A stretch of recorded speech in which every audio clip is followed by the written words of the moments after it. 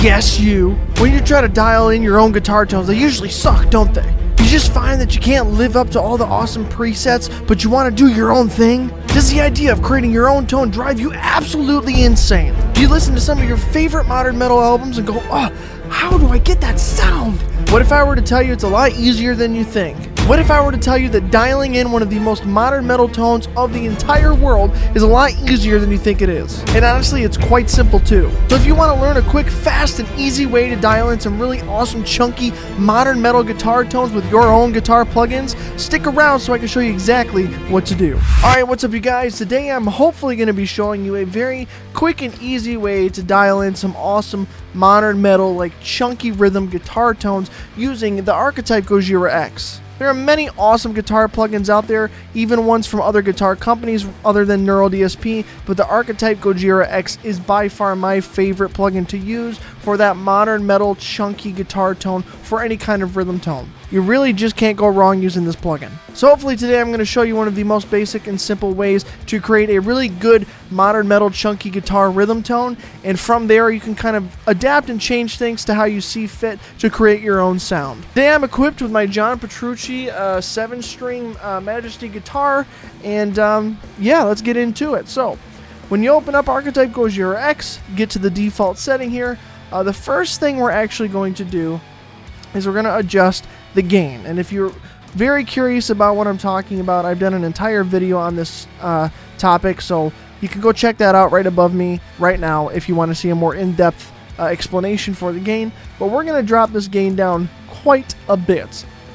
And now we're going to see where we're at, and we're at a decently chuggy sound, but it's a little too woolly and woofy. So what we're going to do is we're going to take this bass setting and we're going to turn that down just a tad bit, because we don't want a lot of bass. And you can already tell that makes a huge difference in the tone. And the next thing we're going to do is I'm going to push the mids slightly and even the treble slightly, just to give me a little more crispy chill. Oh yeah. Next setting on the list is the master knob, and usually I wouldn't really mess with this too much, but if you really wanted to get some more sag or some more tightness, you can really push this or pull this back to get different tones, like where it's at for the default. Already pretty nice, but if you really wanted to push it a little higher, you're going to get a little more push in the front end, and it's going to give you a little more volume as well. But if you pull that back, it's going to give you a little more sag. Output volume to give you the exact volume match that you had before you changed that setting. But I like to leave the master where it was kind of in the beginning, and it seems like a nice perfect spot on the default setting for me. I don't really like to touch it more than that. It's already got kind of the crispy, chunky, pushy sound that I'm already looking for. Next thing we're going to look at is the presence knob. And that one, again, I don't really push too much. You can really crank it up if you want to really get it to stick out in the mix. And honestly, as long as it doesn't start to sound harsh, you can really push the presence knob.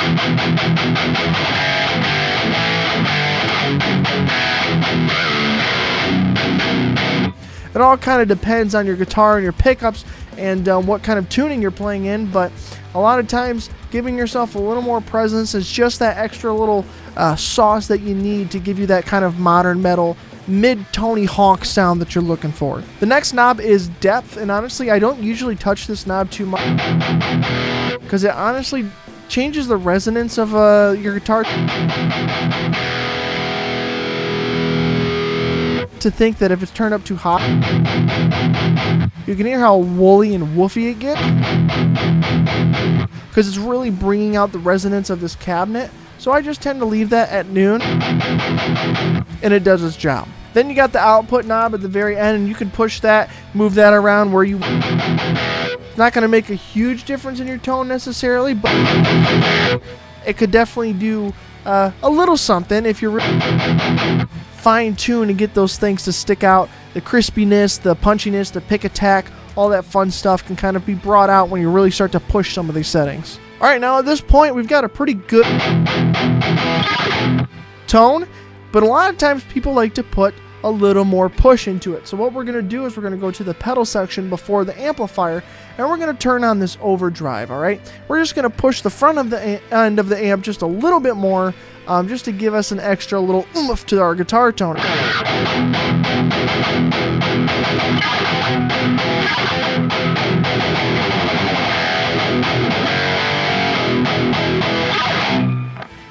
And it gives you just that extra little like oomph. It makes you just like chunk and just like sounds, and you can get those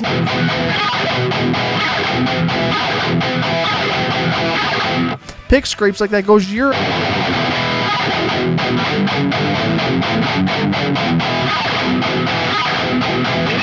Oh yeah, a good push in the front always makes a modern metal guitar tone. And honestly, I just leave this at default with where it is on the pedal. Don't really touch it. If you really want to push and give yourself a little more high end, either you've got some really old strings or your guitar and your pickups tend to be a little more on the bassy side of things, you can crank the tone.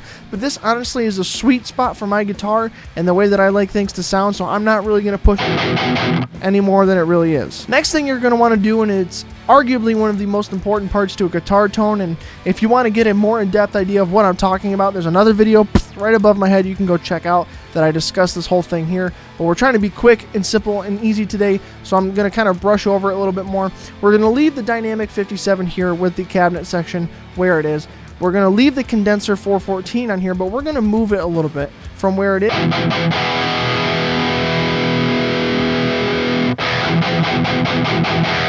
to a little more on the outskirts of that rim of the speaker. And it gives it just a little more fine tuning to me that especially works well when you're recording and you're trying to get a good solid guitar tone that fits in a mix without too much hassle. And you can use any kind of IRs that you want if you've bought IR packs or anything in the past, or if you have something like GGD Zilla cabs or Fortin Cali cabs. Those are really great additions to add on to one of these plugins if you don't want to use the built-in cabinet sections. But a lot of times, especially with neuraldsp, the cabinet sections with the microphone selections that you have really are good enough to get some really good guitar tones. And if you pair a 57 with a condenser, you just really can't go wrong, and it gives you a really good tight modern metal chunk. Now, I don't really mess with the EQ section of these plugins all too much. If I need to really fine-tune them in the mix, I'll kind of come in here, but the whole idea of this guitar tone shaping that we're doing already is to kind of get a good sounding guitar tone that'll also fit in a mix context, because that's a lot of what I do. And if I really need to fine-tune things, I will come in here to save some computer power by not adding an extra EQ onto the guitars or anything, because I can just kind of adjust the parameters of the different EQs that are usually problematic, like 250 Hertz for that kind of boxy woolliness, bringing down like the low 65 Hertz because you don't need that low end in the guitars, and even sometimes bringing down 16K or 8K to get rid of some of that high-end fuzz that you can tend to get with high-gain guitars. But again, we've shaped our guitar tone to a pretty good point here without it, so we're just going to leave it alone for now. The only other thing that I like to do, especially when I'm practicing, is I like to add just a tiny little bit of reverb to my guitar tone, because a good dry guitar tone is nice, but a lot of times you want to feel the space. And since there's no room microphone set up on the Archetype Gojira like they eventually did with the Archetype Petrucci, adding a little bit of reverb can give you that same kind of effect. So we're going to turn that down quite a lot and turn the mix down quite a lot. Just to give us a little something on the tail end. You hear just a little bit of room sound, and you've got great sounding tone, and it really envelops you, especially if you're playing on studio monitors or even in headphones. It's just going to bring you into that tone just that much more. Now, one final extra note that I'll add onto here, especially for people who love the really modern metal stuff, like bands like Periphery, right? So I've got a nice, like, minimal amount of gain on this, because it gives me that pick attack and that chunk that I'm looking for to stick out in a mix and be able to stack these guitar layers up without sounding overly saturated with distortion. But what you can do is you can crank the gain just a bit more if you're really trying to get that, like, Blood Eagle, like really like distorted, like just crazily pushed guitar tones like Periphery does, and you can turn the gain up as much as you want.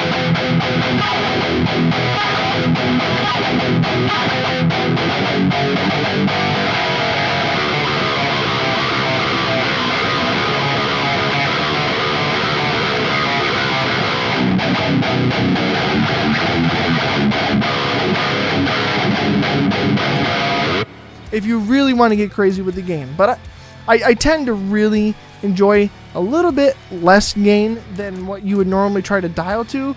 And again, I explained that in other videos. It works a lot better in a mixed context, and a lot of times my brain is thinking in a mixed context more so than playing live. So if that's the difference where you like to play live more, hey, maybe crank up the gain a lot more to give you the tone you're looking for. It's all subjective. You don't even have to follow the rules that I'm giving you today to a T. This is just kind of how I do things. But do what you want with the gain. Right there where I can hear that like kind of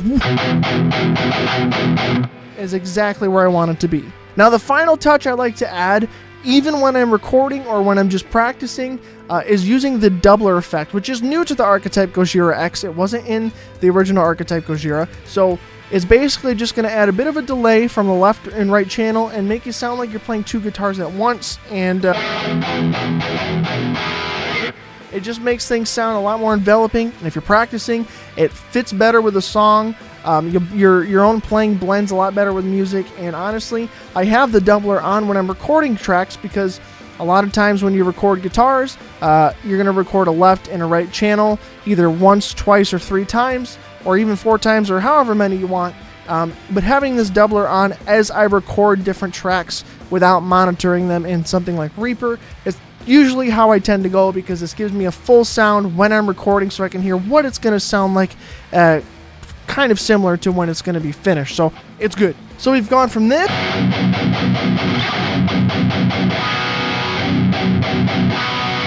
to this.